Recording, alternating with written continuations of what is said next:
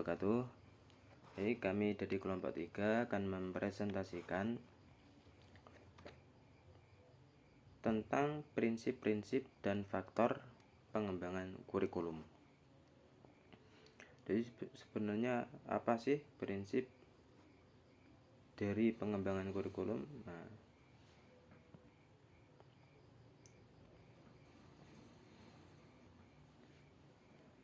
Kita coba ketahui dulu tentang apa itu prinsip.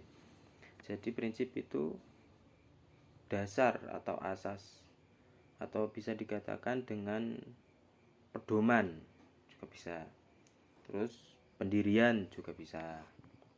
Nah, itu prinsip. Saya akan kasih gambaran tentang prinsip ya, pengertian dari prinsip. Jadi begini,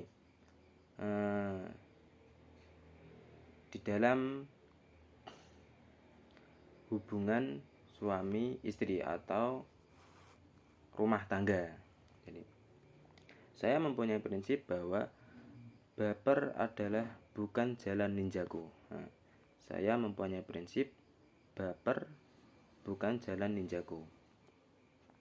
Di dalam hubungan rumah tangga, terkadang atau malah sering terjadi yang namanya pertengkaran, yang bisa menyebabkan hubungan itu rusak dan bercerai-berai. Karena salah satu dari mereka mempunyai prinsip baper bukan jalan ninjaku, maka ketika ada suatu hal yang bisa menyebabkan pertengkaran, itu mereka fine-fine aja. Karena salah satu mereka mempunyai prinsip tersebut. Jadi hubungan bisa terkontrol, keharmonisan juga bisa berjalan dengan lancar sebagaimana semestinya. Nah, itu gambaran tentang pengertian prinsip. Berbeda ya dengan orang yang tidak mempunyai prinsip. Maka yang akan terjadi, mereka bercerai-berai karena tidak mempunyai prinsip tersebut. Nah, itu gambaran sebuah pengertian prinsip. Terus apa hubungannya dengan pengembangan kurikulum? Nah, di dalam pengembangan kurikulum pun juga begitu, mempunyai prinsip-prinsip tersebut. Jadi ketika pengembangan kurikulum itu mempunyai prinsip, seseorang pendidik itu bisa menjadikan sesuatu lebih efektif dan lebih efisien. Jadi gunanya prinsip ini memberikan rambu-rambu atau aturan main yang harus diikuti untuk mencapai tujuan secara benar dan sukses. Nah, itu pengertian dari prinsip pengembangan kurikulum. Kemudian prinsip pengembangan kurikulum terbagi menjadi dua. Ada prinsip umum, juga ada prinsip khusus. Yang pertama dahulu, prinsip umum. Prinsip umum ini biasanya digunakan hampir dalam setiap pengembangan kurikulum dimanapun. Nah, ini umumnya. Ya, umumnya ini prinsip umum digunakan di sekolah-sekolah manapun, atau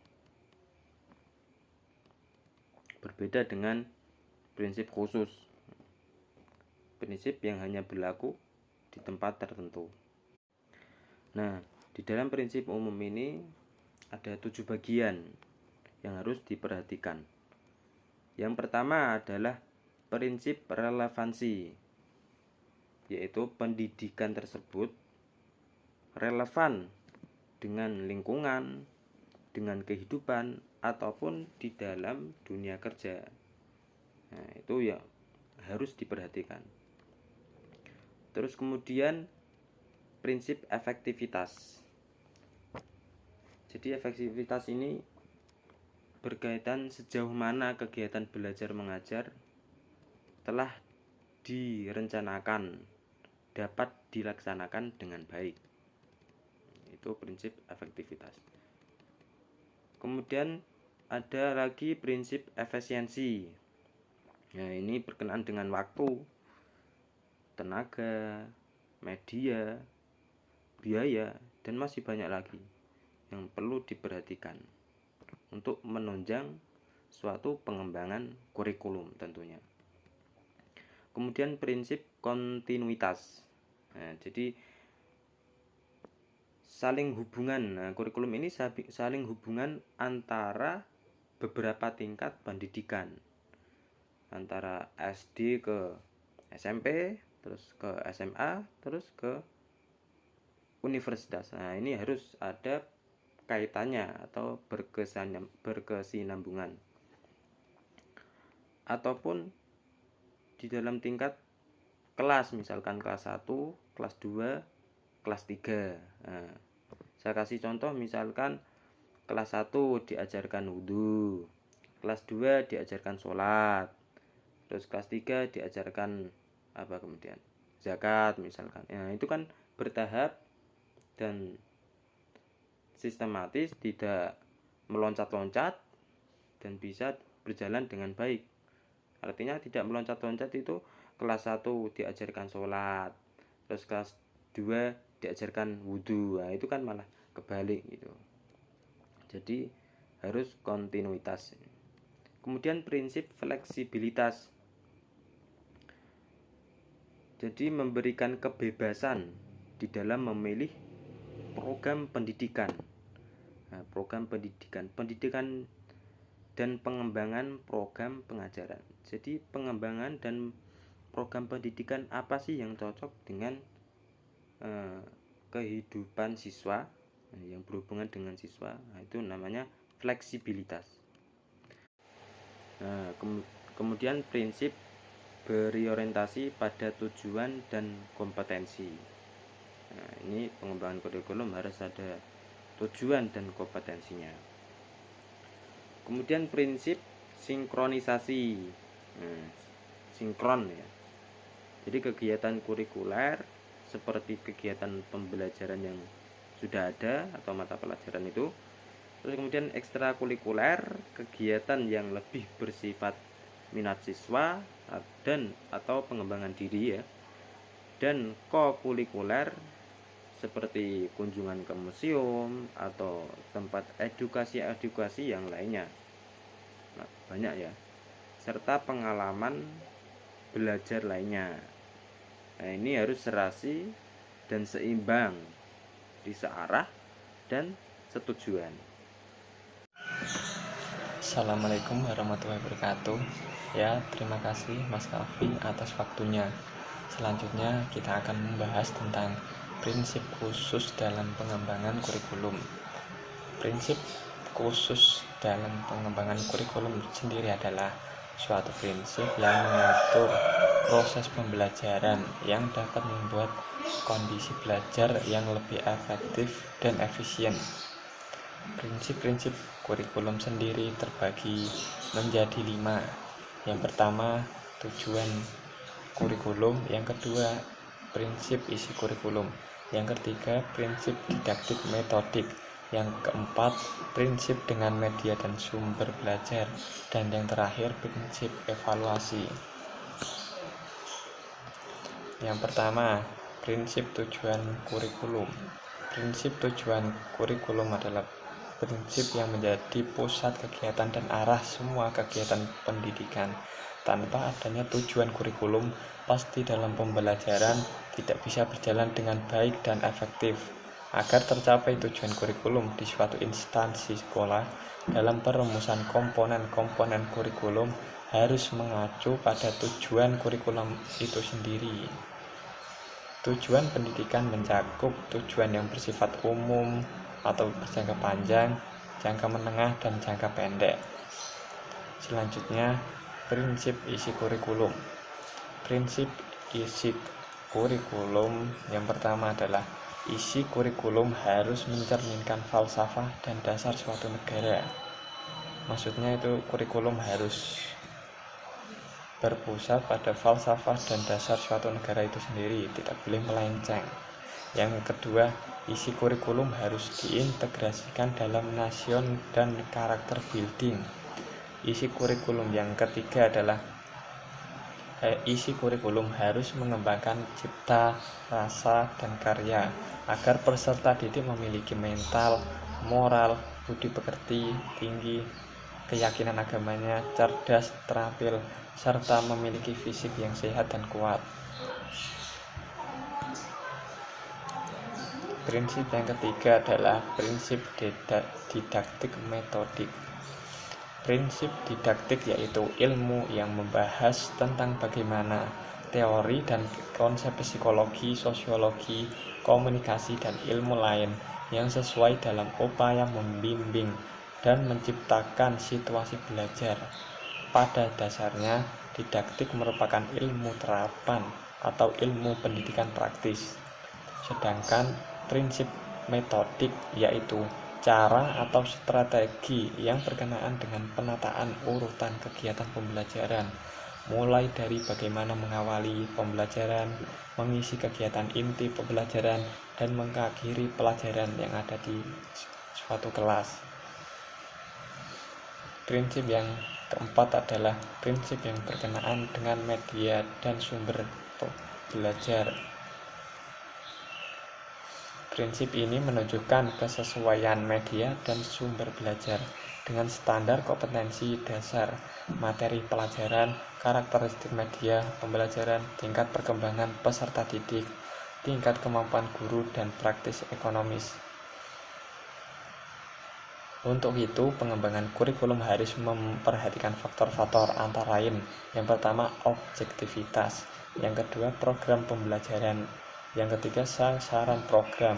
Selanjutnya, situasi dan kondisi dalam kurung sekolah dan pendidik, peserta didik. Selanjutnya, kualitas media, keefektifan dan efisiensi penggunaan.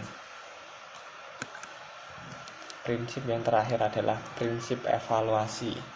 Prinsip evaluasi adalah bersifat objektif, dalam arti berpijak pada yang sebenarnya, yang bersumber pada data yang nyata dan akurat yang diperoleh dari sumber instrumental yang handal, bersifat komprehensif, mencakup semua dimensi atau aspek yang terdapat dalam ruang lingkup kurikulum.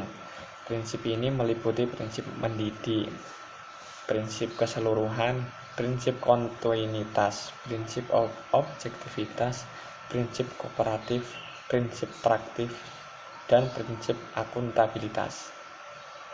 Manfaat yang diambil dari prinsip umum dan prinsip khusus pengembangan kurikulum adalah kita bisa menggunakan secara bersamaan karena akan saling melengkapi satu sama lain.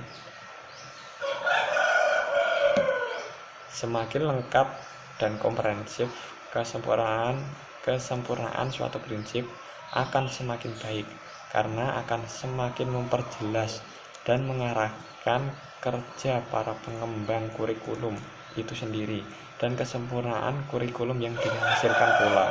Meskipun demikian, prinsip-prinsip yang disajikan di atas sifatnya tidak kaku, masih mungkin bisa diperbaiki lagi, ditambah atau dikurangi sesuai dengan kebutuhan yang ada. Sekian dari saya. Selanjutnya akan dilanjutkan oleh Mas Halimi. Waktu dan tempat saya persilahkan. Selanjutnya saya akan menjelaskan tentang faktor-faktor yang mempengaruhi dalam pengembangan kurikulum. Nah, di sini ada 3 faktor yang mempengaruhi pengembangan kurikulum. Yang pertama, masyarakat, yang kedua, sistem nilai, dan yang ketiga, perguruan tinggi.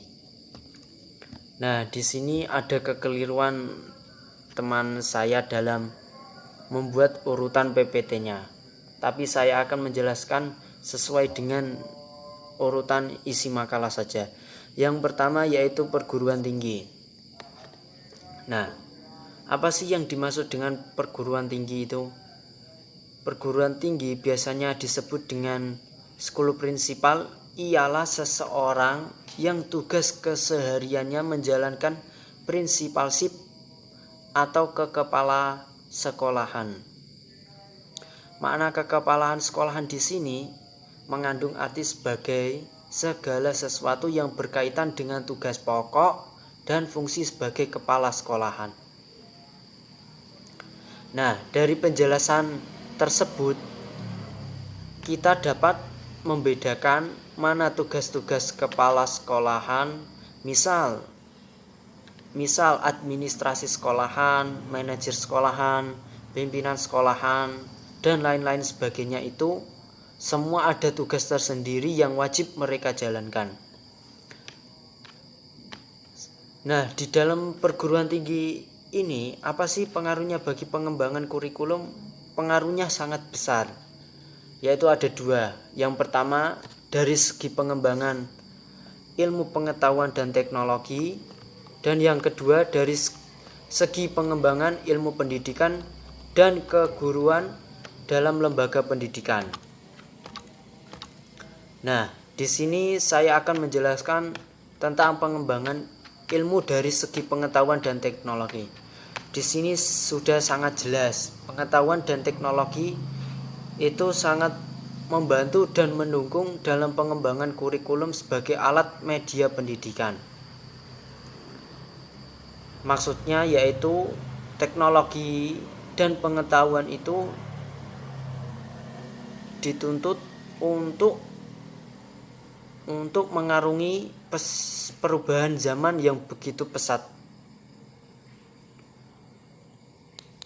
Nah, sekarang zaman itu sudah berubah-ubah, dan begitu pesatnya perubahan tersebut, kita dituntut untuk dapat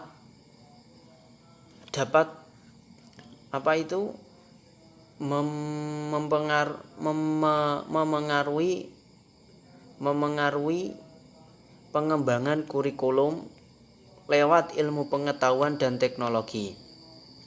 Selanjutnya yaitu dari segi pengembangan ilmu pendidikan dan keguruan dalam lembaga pendidikan. Nah, maksudnya di sini itu lembaga pendidikan disuruh untuk mempersiapkan calon-calon pendidik yang akan serat ilmu pendidikan.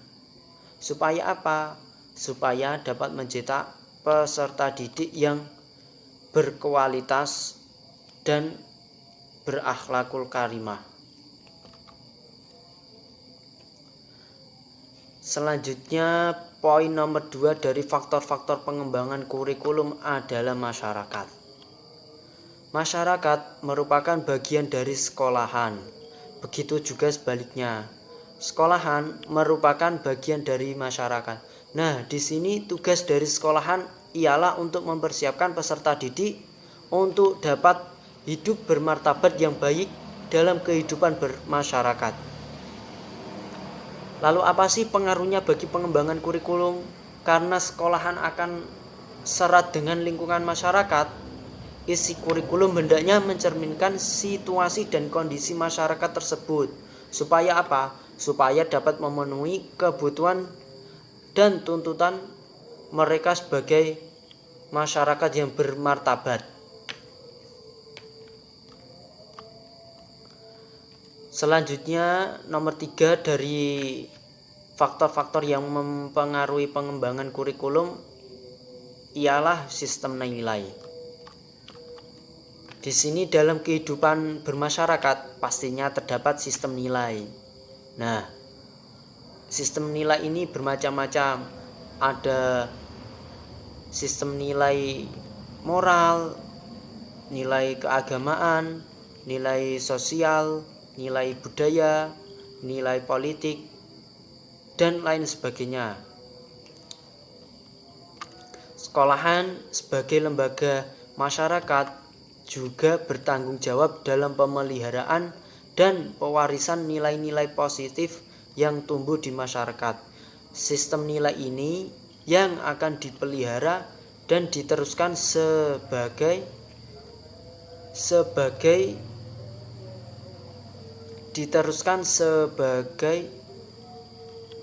nilai-nilai positif yang tumbuh di masyarakat harus terintegrasi dalam kurikulum. Maksudnya gini, nilai-nilai positif itu kita harus pelihara dan dikembangkan. Nah, pengembangan ini harus terintegrasi sesuai dengan kurikulum yang sebelumnya. Nanti kita evaluasi, nanti ada evaluasinya tersendiri. Selanjutnya yaitu persoalannya bagi pengembangan kurikulum dalam sistem nilai ini ialah nilai-nilai yang ada di masyarakat itu tidak hanya satu. Jadi pengembangannya kurikulum itu harus mengakomodasi berbagai nilai yang tumbuh di masyarakat. Maksudnya nilai dalam masyarakat itu banyak.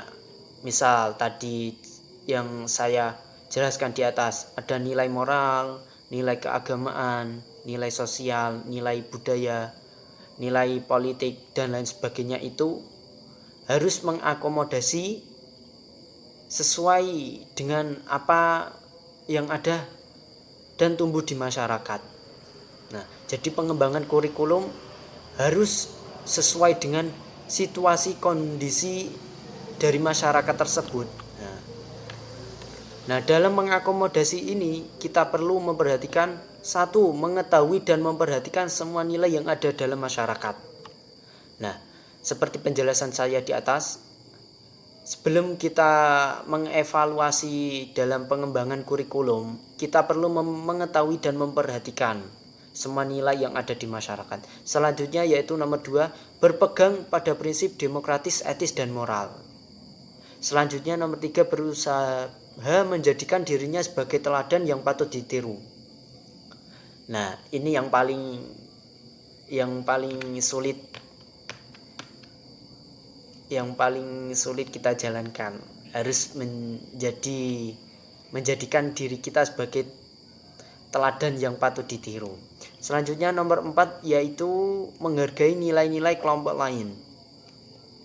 Kita harus toleransi ya sebagainya lah, seperti semacam itu. Nah, selanjutnya nomor 5, dalam mengakomodasi sistem nilai ini kita harus memahami dan menerima keragamaan kebudayaan yang ada. Nah, seperti penjelasan di atas, kita harus menghormati, menghargai dan lain sebagainya. Nah, itu penjelasan yang dapat kami sampaikan dari kelompok ketiga. Apabila ada kesalahan dalam ucapan maupun pembuatan makalah dan PowerPoint-nya, kami mohon maaf sebesar-besarnya. Sekian dan terima kasih. Wabillahi taufik wal hidayah. Wassalamualaikum warahmatullahi wabarakatuh.